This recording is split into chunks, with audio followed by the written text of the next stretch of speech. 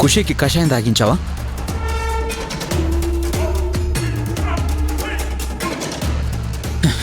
ఈ నాటు వైద్యాలని నా కూతురికి చేయదని వార్నింగ్ ఇచ్చాను కదా. అయినా నా మాట లెక్క చేయకుండా నువ్వు చెయ్యాల్సింది చేశావంటే ఏంటి అర్థం? ఏం చేయాలనుకుంటున్నావు నా కూతుర్ని? ఖుషీకి ఏమన్నా ఎఫెక్ట్ అవ్వాలి? నీకుంటుంది చూడు.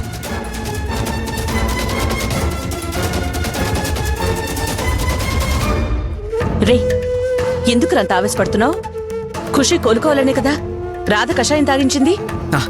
నేను చెప్తే బుర్రకెక్కేదేంటమ్మా తనకి?